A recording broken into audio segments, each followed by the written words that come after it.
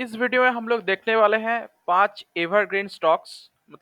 मैं कल ही इंस्टाग्राम में एक पोल ऑर्गेनाइज किया था।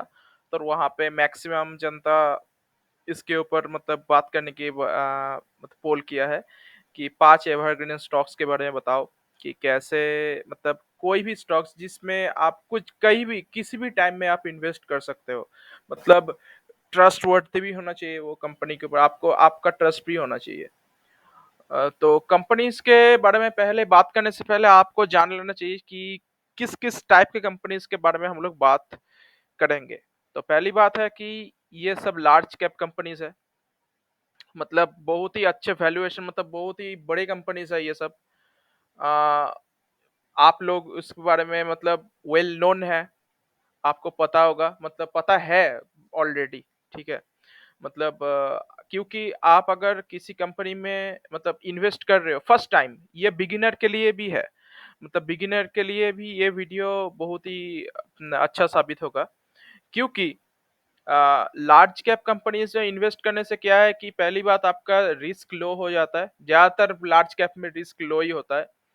और वेल नोन कंपनी होने से आपका क्या कि कंपनी अगर आप देख रहे हैं कि आप बढ़ रहा है, सिर्फ न्यूज में नहीं, आप आंखों से देख रहे हैं या फिर उस चीज को आप अगर महसूस करते हो, तो आपको उस कंपनी के ऊपर ट्रस्ट भी बढ़ जाएगा। फिर नेक्स्ट है all are from different sectors. ये सब कंपनी पांच, जितना भी कंपनी, पांच के सेक्टर के बारे में, पांच कंपनी के बारे में बात करने वाले हैं, उस कंपनी का जितना भी सेक्टर है, अलग अलग सेक्टर से ये कंपनी बिलोंग करते हैं। फिर नेक्स्ट है आपका stock weightage in your portfolio does not matter at all. आप इस आपके स्टॉक पोर्टफोलियो में सपोज ए एक कंपनी है, ए में आप 20% दिए। अब मैं मैक्सिमम जितना भी स्टॉक्स के बारे में बात करता हूँ, तो देखना कि 5 से 10% की, 5 से 8% कंपनी के बारे में मैक्सिमम मैं बात करता हूँ। तो उस सब में क्या है कि हाँ रिस्क है, इससे भी रिस्क है, ऐसा नहीं कि रिस्क नहीं है। स्टॉक मार्केट है, आप उसमें रिस्क ले रहे हो।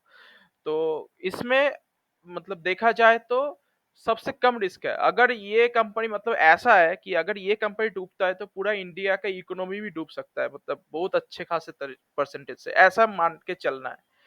तो वैसे देखा जाए तो कंपनी में कोई प्रॉब्लम नहीं है अभी तक, या फिर प्रॉब्लम आएगा भी नहीं, क्योंकि बहुत ही बड़ी कंपनी है, वेल नोन है। और अच्छे तरीके से ये लोग ग्रो भी कर रहे हैं। अब और एक चीज यहाँ पे मैं ये चीज मेंशन किया हूँ कि मस्ट इंक्लूड दिस सेक्टर। हाँ यस, यहाँ पे मैं थोड़ा जोर देने का कोशिश करूंगा कि आप लोग चाहो तो इस सेक्टर्स को इंक्लूड कर सकते हो, इस कंपनीज को देखो। अगर आपको अच्छा लगे तो इसको आप ऐड ऑन कर सकते हो। बट अगर आपको इस कंपनी सपोज, बात की बात, और एक चीज है कि यहाँ पे देखिए लास्ट जो है, देखिए कि stock selection is from my perspective only. मैं स्टॉक्स सिलेक्शन किया हूँ अपने, मेरा जो अच्छा लगता है। अगर आपको मान लीजिए कि नहीं, मेरा तो ए कंपनी अच्छा नहीं लगता, मेरा बी कंपनी अच्छा लगता है, तो आपको अगर वो अच्छा लगता है तो आप उसमें इन्वेस्ट करो। बट वो कंपनी ए और बी मस्ट एक सेक्टर से, वो अगर हो एक सेक्टर से बिलोंग करना चाहिए, एक बात है ये। एक बात है, आपका मान लीजिए, मैं एक एग्जांपल दे ही देता हूँ। आपको अगर मान लो कि हिंदुस्तान यूनिलीवर आपको बहुत पसंद है, ठीक है। तो मैं अगर आईटीसी के बारे में बात कर रहा हूँ, तो आईटीसी और हिंदुस्तान यूनिलीवर सेम कैटेगरी के कंपनी दिखता है, क्योंकि दोनों ही एफएमसीजी कैटेगरी में आता है। अब मैं अगर आईटीसी के बारे में बात कर रहा हूँ, तो आईटीसी आपको पसंद नहीं है, आपको हिंदुस्तान यूनिलीवर पसंद है, तो आप हिंदुस्तान यूनिलीवर तक से भी जा सकते हो, क्योंकि दोनों एक सेक्टर से बिलोंग करता है। तो इसीलिए must include this sectors not this companies, क्योंकि मैं किसी को फोर्स नहीं कर सकता कि इस कंपनी में आप खरीदारी करो। ठीक है। तो चलिए वीडियो को शुरू करते हैं पहली कंपनी के साथ में। तो पहले कंपनी का नाम है, नाम मैं बाद में बताऊंगा। पहले आपको देखना है कि प्रॉफिट एंड लॉस स्टेटमेंट देख लेते हैं कि कैसे है। देखिए 2011 से है, 2011 का यहाँ से सिर्फ अवेलेबल है। 310 का, फिर 325, ती 424 देखिए कैसे ग्रो कर रहा है, फिर 450, 514, 807, 863 मतलब लगातार लास्ट 10 सालों में कंटिन्यूअसली ग्रो ग्रो कर रहा है। यहाँ पे थोड़ा बहुत डिप था, बट अच्छी तरह से ग्रो कर रहा है। देखिए यहाँ पे 2020 से 21 में ना ज़्यादा डिफरेंस नहीं है फ्लैट में, क्योंकि यहाँ पे कोविड का अच्छा खासा इफेक्ट हर किसी कंपनी में यहाँ पे देख सकते हो। अगर आप स्टॉक प्राइस का सीएजीआर, अब सीएजीआर मतलब कंपाउंड एनुअल ग्रोथ रेट, ये देखना ना बहुत जरूरी होता है एक कंपनी में। अगर ये आपको 20% से नीचे देखने को मिल रहा है, मतलब वो एक डिसेंट कंपनी है। अगर 20% से ऊपर और 20% से ऊपर अगर आपको देखने को मिल जाता है, तो मतलब काफी अच्छा तरीके से ये ग्रो कर रहा है। मतलब आपका वेल्थ इसमें अच्छा खासा जनरेट हो सकता है। तो प्रॉफिट ग्रोथ, सेल्स ग्रोथ तो देखना ही है, उसके ऊपर मेन हम लोग को देखना स्टॉक प्राइस का सीएजीआर। तो 10 साल का सीएजीआर भी काफी अच्छा है, 30% का, 5 साल का 27, 3 साल में 28 और 1 साल में 21। तो अच्छा खासा सीएजीआर भी देखने को मिल जाता है, और शेयर होल्डिंग पैटर्न भी काफी अच्छा देखने को मिल जाता है। तो कंपनी का नाम क्या है? कंपनी का नाम है पीडीलाइट इंडस्ट्रीज लिमिटेड। अब पिडिलाइट इंडस्ट्रीज देख सकते हैं, 1 लाख करोड़ का, मतलब बहुत बड़ी कंपनी है।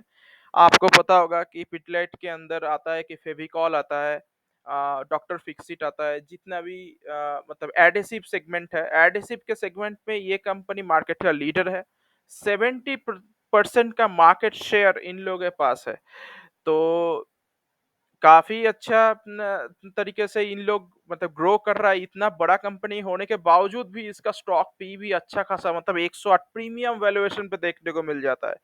अच्छा, और एक चीज़ कि आज इस वीडियो में हम लोग टेक्निकल एनालिसिस के बारे में डिस्कस नहीं करेंगे, क्योंकि आप इसमें जब भी इसमें मतलब डिप मिले, मतलब देखिए कि एक दिन में अच्छा खासा डिप मिला, तो आप यहाँ से स्टार्टिंग मतलब इन्वेस्टमेंट का स्टार्टिंग कर सकते हैं।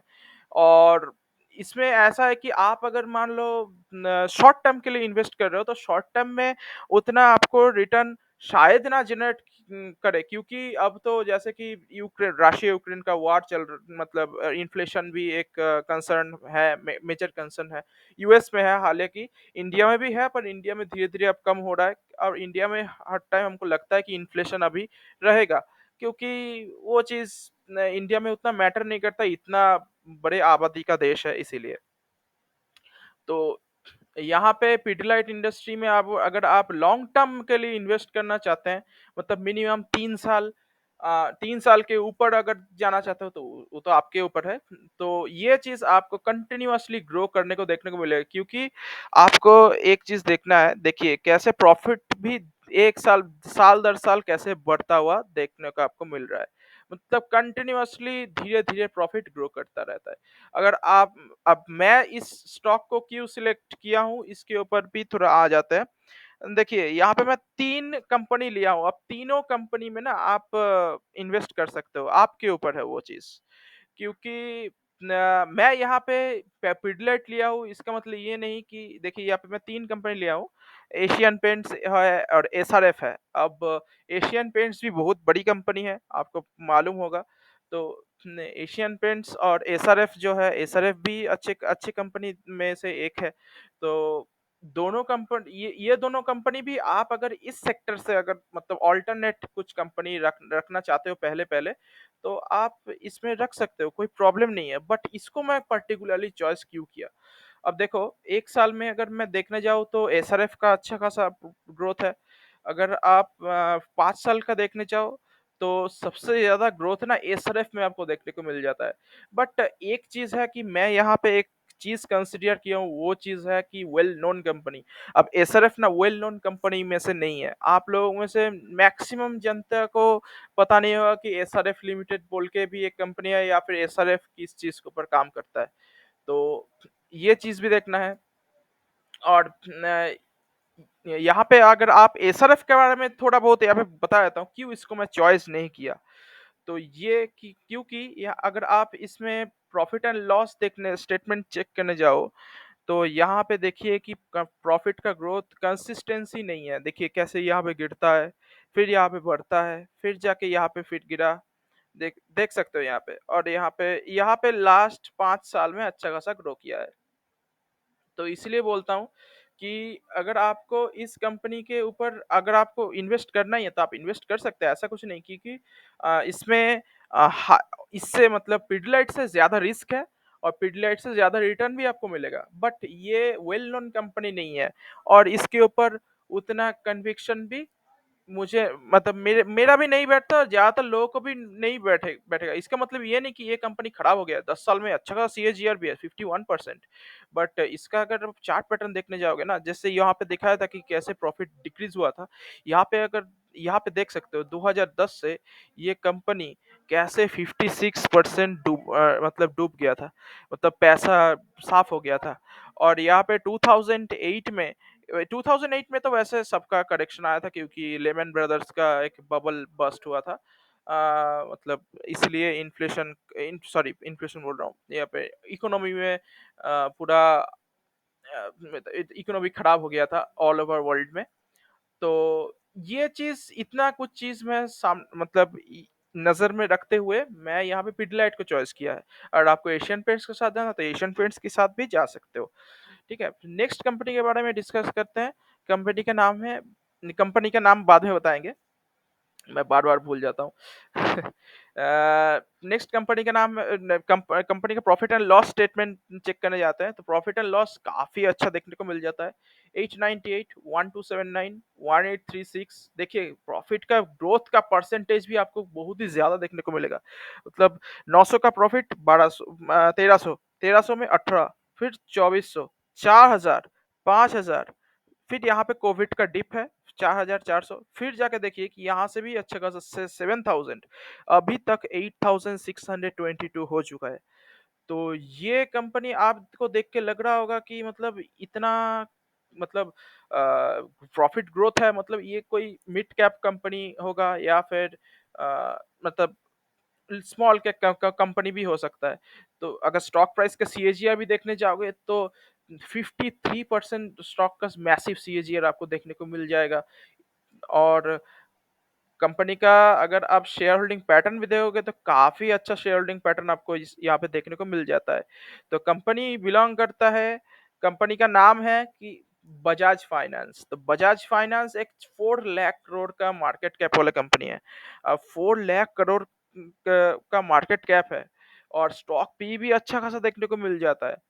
और यहाँ पे एक चीज है कि डेट टू इक्विटी रेशियो 3.78। अब एक चीज आपको बोल देता हूँ, फाइनेंस के सेक्टर में ना मतलब एनबीएफसी, ये तो नॉन बैंकिंग फाइनेंस कंपनीज हो गया, फाइनेंशियल कंपनीज हो गया।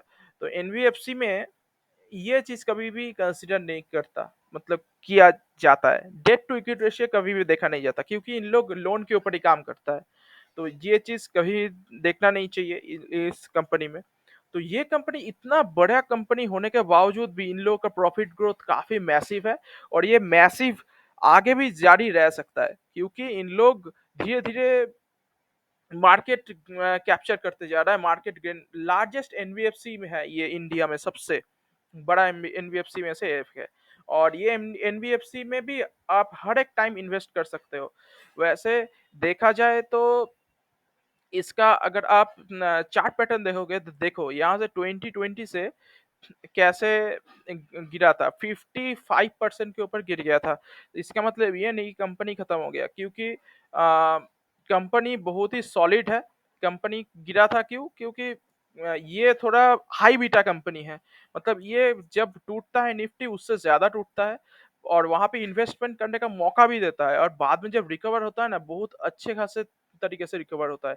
अब देख सकते हो कोविड के बॉटम से अभी तक कितना परसेंट का रिटर्न दिया है, लगभग 269%, मतलब पैसा 4 गुना के करीब करके दिया है इतना कम समय में। मतलब 2020 से 2022 तक इतना बड़ा करेक्शन होने के बावजूद भी कुछ दिन पहले तो ये 5,500 का लेवल भी चला गया था। मतलब ये इन्फ्लेशन के न्यूज के आने के बाद में ये ऐसा रिकवर किया तो अब तो 7,000 के ऊपर ट्रेड कर रहा है। तो ये अगर आपको फर्दर अगर आप 5 साल के भी यहाँ पे प्रॉफिट देखने जाओगे तो प्रॉफिट मैसिव लगभग 3 गुना के आसपास ये करके दिया है लास्ट 5 साल में। तो ये आगे भी जारी रह सकता है। तो इसमें अगर आपको खरीदारी करना है तो अगर आपको कोई फर्दर अच्छा खासा डिप मिले तो इसमें आप खरीदारी कर सकते हैं। तो यहाँ तो और ये जो है पिडिलाइट जो कंपनी था, पिडिलाइट के बारे में थोड़ा एक चीज़ बोल देता हूँ। पिडिलाइट जैसे कि 5 साल में काफ़ी अच्छा खासा जैसे कि देख देख सकते हैं डबल से भी ज़्यादा सॉरी ट्रिपल से भी ज़्यादा पैसा करके दिया है। लगभग साढ़े 3 मतलब साढ़े 3 गुना पैसा करके दिया है इन्वेस्टर्स को। तो आपको रिस्क के ऊपर देखना है। आपको अगर रिस्क ज़्यादा लेना है तो आप एक एसआरएफ के साथ जा सकते हो। उस वहाँ पे हाई रिस्क है, हाई रिवॉर्ड भी है। ये कंपनी बहुत ही कम रिस्क है और अच्छा रिवॉर्ड मिलता है। ये चीज़ आपको देखना है। और ये कंसिस्टेंट कंपाउंडर में से एक है। एशियन पेंट्स और पिडिलाइट ये दोनों ऐसा एक कंपनी है कंसिस्टेंसी के साथ ऊपर जा रहा है। अब इस एशियन पेंट्स का मार्केट कैप सबसे ज्यादा है इन तीनों में से। इसीलिए ये इसमें इसमें थोड़ा ग्रोथ आपको धीरे धीरे कम देखने को मिलता है पर अच्छा खासा ग्रोथ दिखा है। 5 साल में लगभग पैसा 3 गुना के आसपास करके तो दिया है। फिर भी हम टॉपिक डाइवर्ट होते जा रहे हैं तो नेक्स्ट कंपनी के बारे में बात करते हैं। उसके पहले प्रॉफिट एंड लॉस देख स्टेटमेंट देख लेता देखिए 60 का 94 94 161 212 320 479 806 902। फिर देखिए 1301 यहाँ पे कोविड का डिप है। फिर 1492 फिर 2040 मतलब कंटिन्यूअसली ग्रो कर रहा है। ये भी कंसिस्टेंट कंपाउंडर में से एक है। बट यहाँ पे ये जो करेक्शन आया था इसके चलते ये थोड़ा अच्छा खासा करेक्ट मतलब करेक्शन इसमें देखने को मिला है। और यहाँ पे 5 साल का ही सीएजीआर उपलब्ध है क्योंकि 10 साल में के पहले भी ये कंपनी था पर लिस्टेड नहीं था। तो 5 साल में अच्छा खासा 32% का सीएजीआर से ये ग्रो कर रहा है। और अगर आप देखने जाओ शेयर होल्डिंग पैटर्न तो यहाँ पे एफआईआई डीआई मतलब foreign investor domestic investor continuously buying करने का अपॉर्चुनिटी ढूंढ रहे हैं। पर प्रोमोटर को मतलब इतना कंपनी के ऊपर विश्वास है कि कंपनी को अपना 1 भी % का स्टेक बेचना नहीं चाह रहे। मतलब कंपनी का कितना अच्छा परफॉर्मेंस हो रहा है आप सोच सकते हो। मतलब प्रोमोटर को भी अब इस मतलब अच्छा खासा कॉन्फिडेंस आ रहा है कंपनी के ऊपर। और नन अदर देन ये कंपनी का नाम नाम है एवेन्यू सुपरमार्ट। अब एवेन्यू सुपरमार्ट मतलब डी मार्ट। डी मार्ट के बारे में हर कोई सुना होगा। डी मार्ट एक ब्रांड है जो कि दमानी मार्ट मतलब राधा कृष्ण दमानी जो जी जो है उनका ही कंपनी है। तो रिटेल सेक्टर से बिलोंग करता है। अब रिटेल सेक्टर में तो बहुत सारे सेक्टर्स हो गए मतलब शॉपिंग शॉपिंग मॉल्स का जैसे कि आपका रिलायंस रिटेल हो गया पर रिलायंस रिटेल अभी भी लिस्टेड नहीं है। अब ये कंपनी क्यों मैं चॉइस चूज किया देखिए ये कंपनी 284,000 का मैसिव मतलब बहुत ही बड़ा एक कंपनी है। 284,000 करोड़ का कंपनी है। और स्टॉक पी भी देखने जाओगे तो 140 के आसपास प्रीमियम वैल्यूएशन। अब इसको आप मतलब ऐसा देखने जाओगे कि अब बोलोगे कि ये कंपनी तो बहुत ही महंगा है इसमें क्यों खरीदूं मैं। मतलब स्टॉक प्राइस के हिसाब से नहीं स्टॉक पी के हिसाब से जज करना चाहिए। क्योंकि अगर आप स्टॉक प्राइस को जज करोगे तो एमआरएफ सबसे आपको आपके मतलब ज्यादातर लोगों को पता होगा कि एमआरएफ का शेयर प्राइस लगभग 85,000 का है। इसका मतलब ये नहीं कि एमआरएफ सबसे बड़ी कंपनी है।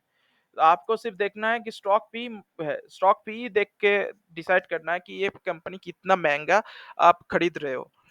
तो 139 मतलब बहुत ही महंगा है स्टॉक पी। अब इसमें क्या है कि एक चीज बोल देता हूँ अब रिटेल सेक्टर बहुत ही ग्रो करने वाला है। एक और अगर आप यहाँ पे अगर आप स्टॉक पी आप सोचोगे कि जब नीचे आएगा तब मैं लूंगा ऐसा नहीं क्योंकि इसका आप अगर मीडियन पीई देखने भी जाओगे ना मतलब मीडियन पीई यहाँ पे 145 का पीई यहाँ पे देखने को मिल जाता है। मतलब मीडियन कुछ दिन पहले भी हम चेक किए थे जब तो 125 का था। मतलब पीई का भी एक्सपांशन हो रहा है। मतलब कम मतलब ज्यादातर बाजार को पता है कि ये कंपनी और भी ग्रो कर सकता है और अभी लगातार 10-15 साल में तो मतलब और भी ज्यादा ग्रो करेगा। और अगर आप यहाँ पे चेक करने जाओगे तो देखिए ये है ईपीएस का बिल्डिंग मतलब अर्निंग पर शेयर मतलब अर्निंग्स बेसिकली अर्निंग्स प्रॉफिट का है ये मतलब ये सब बार जो कैंडल तो ये जो दिख रहा है आपको कैंडल नहीं बार जो दिख रहा है आपको। और ये जो लाइन है ये ब्लू लाइन है ये है आपका पीई का लाइन। तो आपको अगर किसी कंपनी में अगर डिसाइड करना है कि कब खरीदे तो ये चीज एक बार थोड़ा देख लेना कि मतलब ईपीएस ऊपर जा रहा है और पीई अगर नीचे जा रहा है पर पी मीडियन अच्छे खासे पे है तो वहां पे आप जाके थोड़ा खरीदारी कर सकते हो। मतलब ये अभी भी सस्ता शेयर इसके हिसाब से देखने जाए तो, क्योंकि ये मीडियन पी से भी नीचे परफॉर्म कर रहा है, 139 में है। तो कंपनी रिटेल सेक्टर से बिलोंग करता है, मार्केट का लीडर भी है अभी तो देखा जाए तो, मतलब रिलायंस रिटेल भी मतलब इससे टक्कर में नहीं आता है, क्योंकि मैं इससे सहमत, मतलब पूरी तरह से रिलायंस रिटेल की तरफ मैं नहीं हूँ, क्योंकि डीमार्ट का एक अच्छा चीज है, डीमार्ट का कि जितना भी स्टोर्स है उन लोगों का खुद का, तो वो स्टोर्स मतलब वहां पे जमीन खरीद के उन लोगों का खुद का अपना स्टोर होता है, किसी को रेंट नहीं देता है, तो इसीलिए इन लोगों का ना ऑपरेटिंग प्रॉफिट मार्जिन, वैसे देखा जाए तो रिटेल सेक्टर में प्रॉफिट मार्जिन बहुत ही कम रहता है, 3 to 4%, फिर भी इन लोगों का प्रॉफिट मार्जिन ओपीएम ना धीरे धीरे बढ़ रहा है, ऐसा नहीं कि नहीं बढ़ रहा है। देखिए यहाँ पे 9%, 973, सॉरी ये तो क्वार्टरली देख रहा था, 6 6, यहाँ पे 7 7, यहाँ पे देखिए 8 9 8, अब देखिए 9% के आसपास, मतलब 6 से 9% हो रहा है। अब ऐसा नहीं कि हर साल ये ओपीएम बढ़ता रहेगा, 2 3 साल में भी देखते रहोगे, तो अगर आपको ये ग्रोइंग देखने को मिले तो आप इसमें जरूर इन्वेस्ट कर सकते हो। तो ये चीज तो रिटेल सेक्टर आपके पास अभी के समय में होना ही चाहिए, क्योंकि ये अनऑर्गेनाइज जो सेक्टर है, नॉर्मल हम लोग का किराना शॉप्स हो गया, तो इन लोगों का अब मार्केट शेयर धीरे धीरे इन लोग लेते जा रहे हैं। तो और यहाँ पे अगर आप जाओगे तो जिनको मतलब जो डीमार्ट में खरीदारी करता है उन लोगों को पता है कि डीमार्ट में कैसे सस्ते में चीजें मिलता है, और अच्छे ब्रांड का चीजें सस्ता में मिलता है।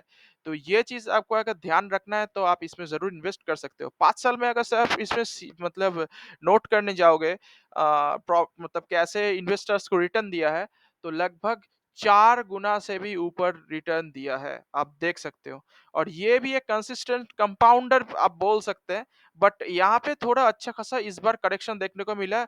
बहुत ही मतलब अभी भी तो बाइंग लेवल से तो अच्छा खासा, मतलब यहाँ पे देख सकते हैं लगभग 40% टूटा था ये कंपनी, बट कंपनी अभी भी ग्रो करने का क्षमता रखती है। अभी भी 10 साल 15 साल के लिए ये फ्यूचरिस्टिक कंपनी है, ये भी मतलब देखना है। तो हो ये था डीमार्ट डीमार्ट की कहानी। और नेक्स्ट हम लोग जो कंपनी के बारे में बात करने वाले हैं उसके बारे में थोड़ा पहले जानने से पहले प्रॉफिट एंड लॉस शीट देख लेते हैं। तो पहले देखिए कि जब कंपनी का एस्टेब्लिशमेंट चल रहा था तब देखिए कि 25 -40 -20, मतलब यहाँ पे ना अच्छी लॉस हो रहा था उस टाइम। यहाँ पे मतलब 2016 से ये कंपनी लिस्ट हुआ, और उसके बाद कंपनी अच्छे खासे मतलब वेल एस्टेब्लिश होने के बाद, मतलब यहाँ पे कंपनी का थोड़ा मतलब पहला चरण, हर किसी की कंपनी में पहले ये चीज आता है, बाद में जाके जब कंपनी अच्छे खासे एक वेल नोन एस्टेब्लिश हुआ, सब कुछ हर किसी से पैसा उधार लेके, मतलब होता है कि जब एक कंपनी चलती है तो ये सब कंसिडर होता है, करना चाहिए। तो ये सब जब कंसिडर किया तो बाद में मैनेजमेंट भी जब सब कुछ सही हुआ तो तब जाके देखिए 48 टू 14 300 472 357 764, और यहाँ पे तो काफी बढ़िया जंप देखने को मिल जाता है, और इस साल लगता है इसका डबल भी हो जाएगा प्रॉफिट। तो 5 साल में सीएजीआर अगर देखें तो मैसिव 47% का सीएजीआर आपको देखने को मिल जाता है, और शेयर होल्डिंग पैटर्न भी अच्छा खासा देखने को मिल जाता है। देखिए कि कैसे फॉरेन इन्वेस्टर अपने स्टेक को बढ़ाते जा रहा है। तो काफ़ी अच्छी बात है। कंपनी के बारे में ज़्यादा मतलब मेन कंपनीज़ जो पैरेंट कंपनी है उसके बारे में ज़्यादा उतना मालूम नहीं होता है, कंपनी मतलब देखा जाए तो मतलब ज़्यादा लोगों को मालूम नहीं है। पर उसके अंदर जितने सब्सिडियरीज़ कंपनी है उसके बारे में सबको मालूम है। वो है आपका वरुण बेवरेजेस लिमिटेड। अब वरुण बेवरेजेस लिमिटेड क्या है? मतलब कौन से कंपनी का चीज़ है? मतलब ये है आपका one of the largest franchise of PepsiCo in the world. PepsiCo company के बारे में हर किसी को मालूम है कि पेप्सिको क्या होता है, यूएसए का कंपनी है, मतलब बेवरेजेस सेगमेंट में, नॉन अल्कोहलिक सेगमेंट में सॉफ्ट ड्रिंक्स बनाने वाले कंपनी है। तो कंपनी के बारे में ज़्यादा कुछ बोलने का ज़रूरत नहीं है, और ये कंपनी ज़्यादा मतलब और भी ग्रो कर सकते हैं, क्योंकि इन लोगों के देख सकते हैं कि इन लोगों के अंदर पेप्सिको के ब्रांड में क्या-क्या आता है। Pepsi, 7 up, Mirinda orange, Mountain Dew, Tropicana juice, और अभी तो कुरकुरे, लेज़, इसमें भी अब पेप्सी को मतलब वरुण बेवरेजेस घुस गया है। तो इंडिया में सबसे बड़ा सब्सिडरीज़ है मतलब पेप्सिको का सब्सिडरी कंपनी ये है। तो ये सबसे पेरेंट कंपनी है जितना भी हम लोग ड्रिंक्स मतलब कोल्ड ड्रिंक्स पीते हैं पेप्सिको के अंडर। तो ये चीज़ अगर आपको मतलब देखिए ज़्यादातर लोगों को ये स्टॉक उतना अच्छा भी नहीं लग सकता क्योंकि बोले बोल सकते हो कि ये कंपनी तो ज़्यादातर फास्ट फूड बनाता है और कोल्ड ड्रिंक्स, सॉफ्ट ड्रिंक्स ये तो अ, मतलब ज़्यादातर लोग बोलते हैं मतलब ज़्यादा लोग नहीं मतलब ये तो सच है कि कोल्ड ड्रिंक्स हम लोग के शरीर के लिए हानिकारक है।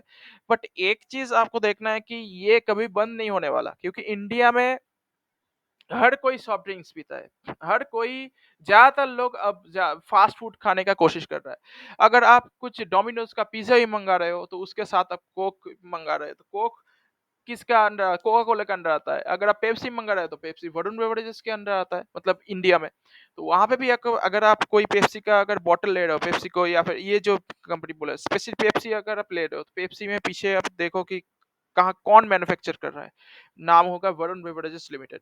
तो वरुण बेवरेजेस लिमिटेड का अगर आप मार्केट कैप देखने जाओ तो 70,000 का अच्छा खासा बड़े कंपनी है। कंपनी वेल नोन है, आपको पहले ही बताया था कि पेप्सी को तो वेल नोन पेप्सी हम लोग हर हर कोई पिया है।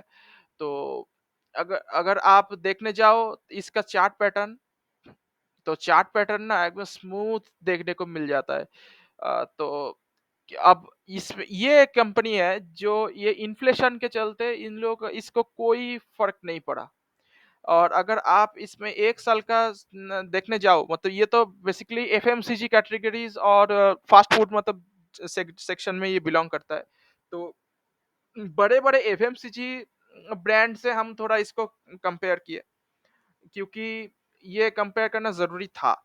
तो यहाँ पे देख सकते हैं Varun beverages, Tata consumer, Hindustan Unilever, Dabur और आईटीसी लिया हूँ। अब यहाँ पे 1 साल का अगर परफॉर्मेंस की बात करूँ तो 1 साल में 74% के हाई में है। फिर नेक्स्ट आपको आईटीसी देखने को मिलता है 54% के हाई में और बाकी सब अभी भी नेगेटिव रिटर्न दे रहा है।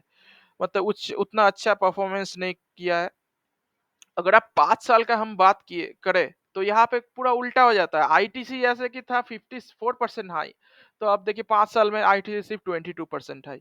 डाबर इंडिया दुगना भी नहीं किया, दुगना से थोड़ा कम और हिंदुस्तान यूनिलीवर दुगना किया है और टाटा कंज्यूमर प्रोडक्ट लगभग 4 गुना के आसपास करके दिया है और वरुण बेवरेजेस लिमिटेड 7 गुना के आसपास करके दिया है इन्वेस्टर का पैसा और ये देखिए कैसे ग्राफ ऐसे करके ऊपर जा रहा है। तो बेसिकली इसके कंपटीशन में कौन-कौन से कंपनी आता है या फिर पाँचों के अंदर भी अगर मैं बात करूँ तो सिर्फ टाटा कंज्यूमर आता है क्योंकि टाटा कंज्यूमर और ये दोनों एग्रेसिव एफएमसीजी है। मतलब बाकी जितना भी कंपनीज़ है यहाँ पे एचयूएल, डाबर और आईटीसी तो ये कंपनीज़ बहुत ही बड़ी बन चुकी है अब देखे देखा जाए तो। तो एचयूएल का बात करें तो एचयूएल तो लगभग 6 लाख या 5 लाख करोड़ के आसपास के बड़ी कंपनी है एफएमसीजी और एफएमसीजी सेक्टर में एक प्रॉब्लम है। एफएमसीजी सेक्टर एसेंशियल सेक्टर है। एसेंशियल मतलब ये कभी भी डूबने वाला सेक्टर नहीं है। मतलब हर किस कोई सिचुएशन आ जाए, आदमी हम लोगों को खाना खाने का या फिर पानी पीने का ज़रूरत ऑल टाइम रहेगा। तो ये कभी भी डिमांड मतलब इसका डिमांड कभी भी कम नहीं होगा।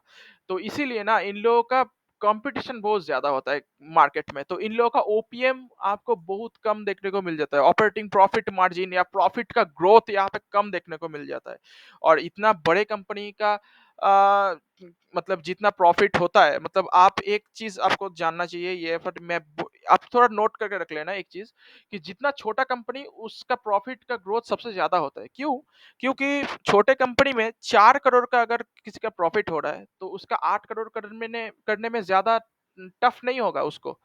बट 400 करोड़ का मतलब प्रॉफिट को 800 करोड़ करने में ज़्यादा टफ होता है और 4000 करोड़ का प्रॉफिट 8000 करोड़ करने में और भी टफ होता है। तो ये चीज़ ध्यान में रखना जितना बड़े कंपनी जितना बड़ा कंपनी बनते आता है ना, तो उसके हिसाब से उसका प्रॉफिट का ग्रोथ भी कम होते जाता है।